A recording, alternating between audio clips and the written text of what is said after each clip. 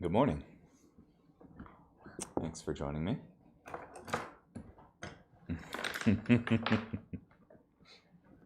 Incoming echo.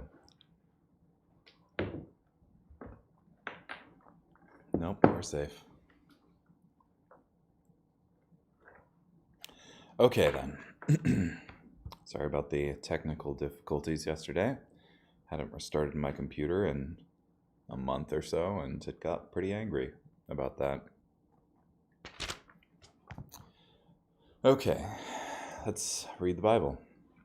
In Daniel chapter 11, verses 2 through 35.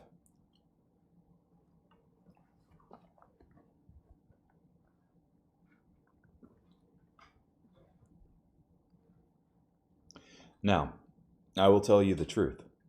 3 more kings will arise for Persia. Then a 4th king will be unusually rich, more so than all who preceded him. When he has amassed power through his riches, he will stir up everyone against the kingdom of Greece. Then a powerful king will arise, exercising great authority and doing as he pleases. Shortly after his rise to power, his kingdom will be broken up and distributed toward the 4 winds of the sky, but not to his posterity or with the authority he exercised, for his kingdom will be uprooted and distributed to others besides these. Then the king of the south and one of his subordinates will grow strong. His subordinate will resist him and will rule a kingdom greater than his. After some years have passed, they will form an alliance. Then the daughter of the king of the south will come to the king of the north to make an agreement. But she will not retain her power, nor will he continue in his strength. She, together with the one who brought her child, and her benefactor, will all be delivered over at that time. There will arise in his place one from her family line who will come against their army, and will enter the stronghold of the king of the north, and will move against them successfully. He will also take their gods into captivity into Egypt, along with their cast images and prized utensils of silver and gold. Then he will withdraw for some years from the king of the north. Then the king of the north will advance against the empire of the king of the south, but will withdraw to his own land. His sons will wage war, mustering a large army, which will advance like an overflowing river, and carrying the battle all the way to the enemy's fortress. Then the king of the south will be enraged, and will march out to fight against the king of the north, who will also muster a large army, but that army will be delivered into his hand. When the army is taken away, the king of the south will become arrogant. He will be responsible for the death of thousands and thousands of people, but he will not continue to prevail. For the king of the north will again muster an army, one larger than before. At the end of some years he will advance with a huge army and enormous supplies. In those times many will oppose the king of the south. Those who are violent among your own people will rise up in confirmation of the vision, but they will falter. Then the king of the north will advance and will build siege mounds and capture a well-fortified city. The forces of the south will not prevail, not even his finest contingents. They will have no strength to prevail. The one advancing against him will do as he pleases, and no one will be able to stand before him. He will prevail in the beautiful land, and its annihilation will be within his power. His intention will be to come with the strength of his entire kingdom, and he will form alliances. He will give the king of the south a daughter in marriage, in order to destroy the kingdom, but it will not turn out to his advantage. Then he will turn his attention to the coastal regions and will capture many of them, but a commander will bring his shameful conduct to a halt. In addition, he will make him pay for his shameful conduct. He will turn his attention to the fortresses of his own land, but he will stumble and fall, not to be found again. There will arise after him one who will send out an exactor of tribute to enhance the splendor of the kingdom, but after a few days you will be destroyed, bless you, though not in anger or battle. Then there will arise in his place a despicable person, to whom the royal honor has not been rightfully conferred. He will come on the scene in a time of prosperity, and will seize the kingdom through deceit. Armies will be suddenly swept away in defeat before him. Both they and a covenant leader will be destroyed. After entering into an alliance with him, he will behave treacherously. He will ascend to power with only a small force. In a time of prosperity for the most productive areas of the province, he will come and accomplish what neither his fathers nor their fathers accomplished. He will distribute loot, spoils, and property to his followers, and he will devise plans against fortified cities, but not for long. He will rouse his strength and enthusiasm against the king of the south with a large army. The king of the south will wage war with a large and very powerful army, but he will not be able to prevail because of the plans devised against him. Those who share the king's fine food will attempt to destroy him, and his army will be swept away. Many will be killed in battle. These two kings, their minds filled with evil intentions, will trade lies with one another at the same table, but it will not succeed, for there is still an end at the appointed time. Then the king of the north will return to his own land with much property. His mind will be set against the Holy Covenant. He will take action, and then return to his own land. At an appointed time, he will invade the south, but this latter visit will not turn out the way the former one did. The ships of Kittim will come against him, leaving him disheartened. He will turn back and direct his indignation against the Holy Covenant. He will return and honor those who forsake the Holy Covenant. His forces will rise up and profane the fortified sanctuary, stopping the daily sacrifice. In its place, they will set up the abomination that causes desolation. Then with smooth words he will defile those who have rejected the covenant. But the people who are loyal to their God will act valiantly. These who are wise among the people will teach the masses. However, they will fall by the sword and by the flame, and they will be imprisoned and plundered for some time. When they stumble, they will be granted some help, but many will unite with them deceitfully. Even some of the wise will stumble, resulting in their refinement, purification, and cleansing until the time of the end, for it is still for the appointed time. Wow. I'd forgotten about that chapter.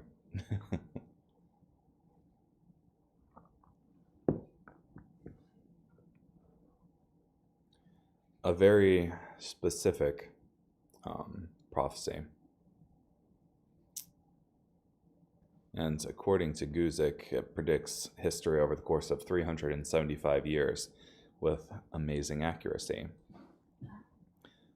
So specific that critics deny the supernatural revelation and claim it's written after the fact.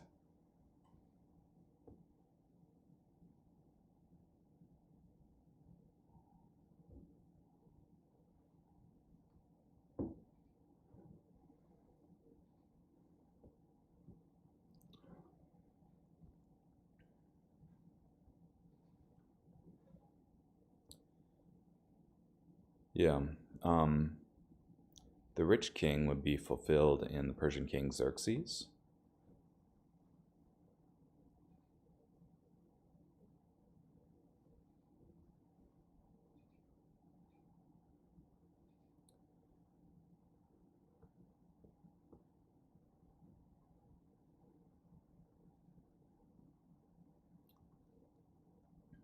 Then a mighty king shall arise. This was Alexander the Great. He shall rule with great dominion and do according to his will. But he died at the age of 32 after a drunken party in Babylon.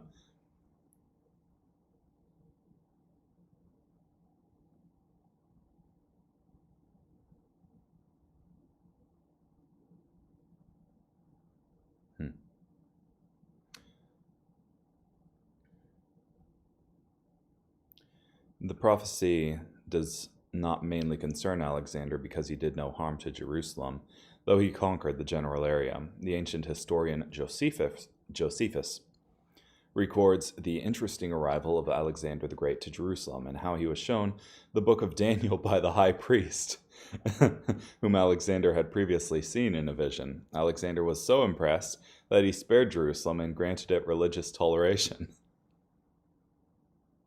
Wow.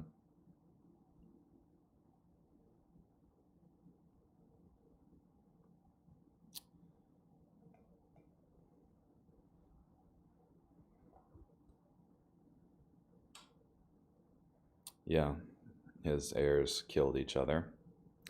So it was distributed to his 4 generals.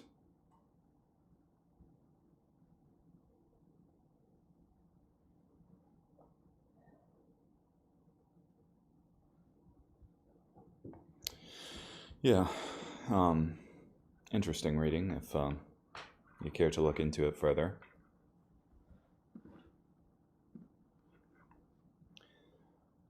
let's continue though. In 1 John chapter 3, verses 7 through 24. Little children, let no one deceive you. The one who practices righteousness is righteous, just as Jesus is righteous. The one who practices sin is of the devil, because the devil has been sinning from the beginning. For this purpose the Son of God was revealed, to destroy the works of the devil. Everyone who has been fathered by God does not practice sin, because God's seed resides in him, and thus he is not able to sin, because he has been fathered by God. By this the children of God and the children of the devil are revealed. Everyone who does not practice righteousness, the one who does not love his fellow Christian, is not of God. For this is the gospel message that you have heard from the beginning, that we should love one another. Not like Cain, who was of the evil one and brutally murdered his brother. And why did he murder him? Because his deeds were evil, but his brothers were righteous. Therefore do not be surprised, brothers and sisters, if the world hates you. We know that we have crossed over from death to life because we love our fellow Christians. The one who does not love remains in death. Everyone who hates his fellow Christian is a murderer, and you know that no murderer has eternal life residing in him. We have come to know love by this, that Jesus laid down his life for us. Thus we ought to lay down our lives for our fellow Christians. But whoever has the world's possessions, and sees his fellow Christian in need, and shuts off his compassion against him, how can the love of God reside in such a person? Little children, let us not love with word or with tongue, but in deed and in truth. And by this we will know that we are of the truth, and will convince our conscience in his presence, that if our conscience condemns us, that God is greater than our conscience and knows all things. Dear friends, if our conscience does not condemn us, we have confidence in the presence of God. And whatever we ask, we receive from him, because we keep his commandments and do the things that are pleasing to him. Now this is his commandment, that we believe in the name of his Son, Jesus Christ, and love one another, just as he gave us the commandment. And the person who keeps his commandments resides in God, and God in him. Now by this we know that God resides in us, by the Spirit he has given us.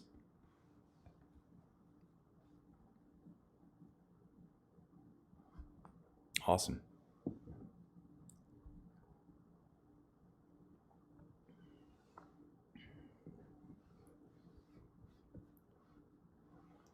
There's a dispute about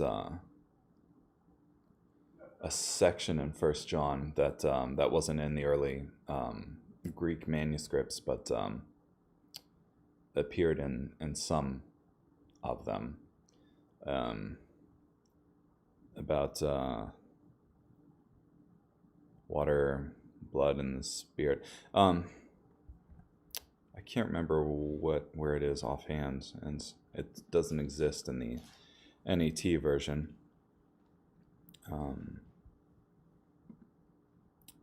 But it's a popular.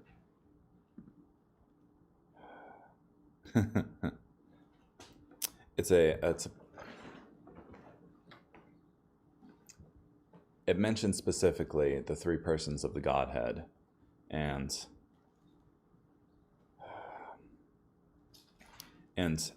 Unitarians like to point out, hey, the original Greek manuscripts didn't have this this specific verse in it, and it's just like that's not the only place where we derive the doctrine of the Trinity. And you can see in verses 23 and 24 here, this is his commandment, that we believe in the name of his Son, Jesus Christ, just as he gave us the commandment. And the person who keeps his commandment resides in God, and God in him. Now by this we know that God resides in us by the Spirit he has given us. So you've got all three persons of the Trinity mentioned earlier in the book. Which I think it's at the end of the book. No?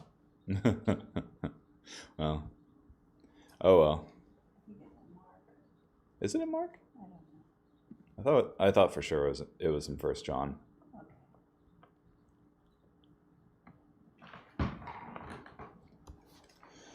Now I'm curious.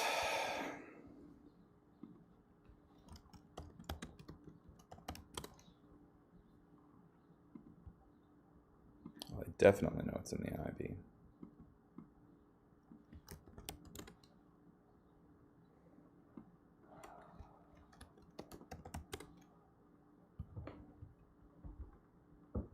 Ah, yes. 1 John 5. Yeah. I think it's 7 and 8. For there are 3 that testify, the spirit, the water, and the blood, and the 3 are in agreement. Maybe not, though.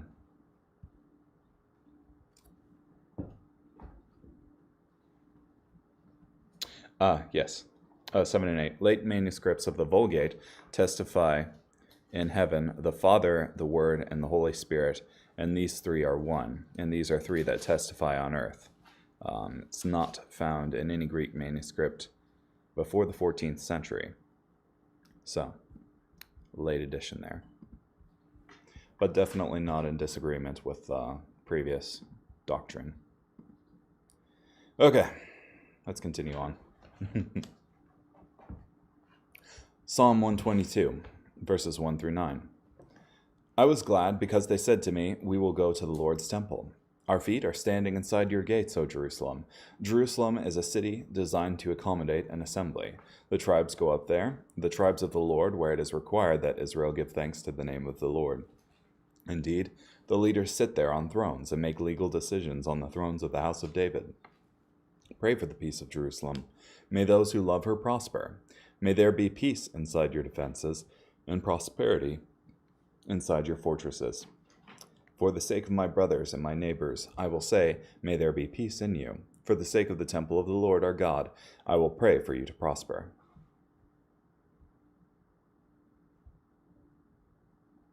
Cool.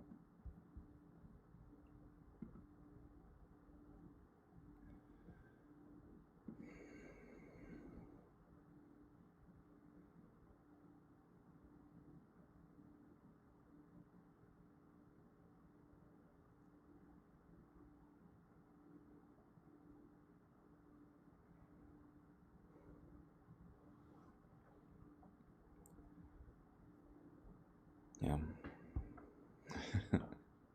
Don't have much to say on this one.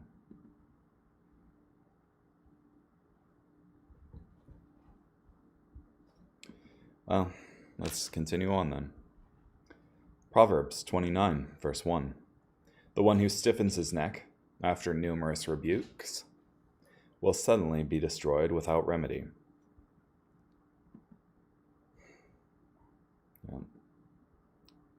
If you continue to persist in stubbornly doing what's wrong, then won't go well for you. Okay, well, thank you for joining me today. Appreciate it. Hope you have a great day. Bye.